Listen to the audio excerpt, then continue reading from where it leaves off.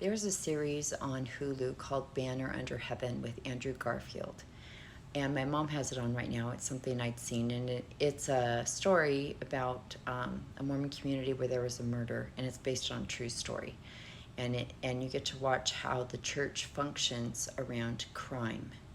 I know because I've dealt with it firsthand. And they don't like to deal with it. They like to shh, shh, shh. And they like to shush anyone that tries to stir trouble. I was one of those troublemakers. Not in that movie, but I could have my own movie. Let's just say it that way. Okay, anyway, so I just walked in on a scene, and it just reminded me of what I just saw on X with the whole Epstein stuff in Wall Street Journal and Pam Bondi telling Trump that he was in the files. And what I mean by that is, and so if you haven't seen this, this is a good show to learn about cults, especially if you want to learn about Mormons. Anyway, what happens inside groups like this is you have the people that go, regularly, they just believe, but it's because they get community. They get a lot of things from it. And do they believe? Yeah, they're true believers. But then there's the ones that take they go into the conspiracies of it. And I had friends of our family that were into the conspiracies. Like they would take treks back to Missouri where the Garden of Eden is going to be. And they'd revisit, where Joseph Smith died and jails he was in and all this stuff. And they would hold meetings and stuff. And that's kind of what you're seeing right now. The ones that are sticking with Trump are like those people.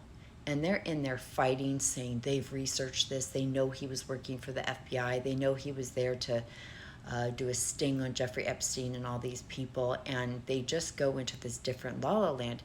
But I think that people that support Trump kind of just ignore them as like, oh, they're kind of the crazy family. But now because they're being so crazy, it also makes them look bad as well. And it allows them to reflect on, oh my God, I'm in a cult too. Like, what the hell are you guys doing? Because they're saying to them, like, we voted for him too, but you guys need to stop. Like, obviously he's lying. Obviously he's covering something up, and you guys just will not let it go. And as I'm watching the show, and I hope you'll watch it, so I don't want to give too much away, but there's a distinction between the regular members that believe, and then there's the ones that believe so much, like it is their entirety.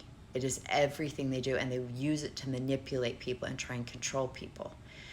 And so that is what I'm watching in the MAGA cult.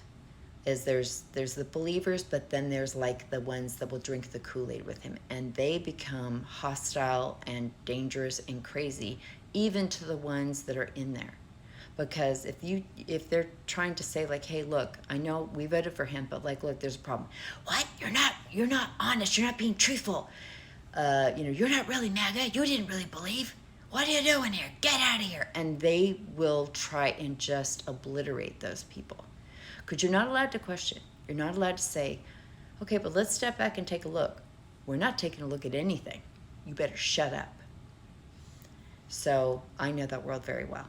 So anyway, I just was on X looking at the distinction between the groups where they're able to see, and they're now reprimanding the ones that won't let go, and then those ones are trying to fight them off. But the ones that are calling them out are able to start to see like, oh God, this looks like a cult.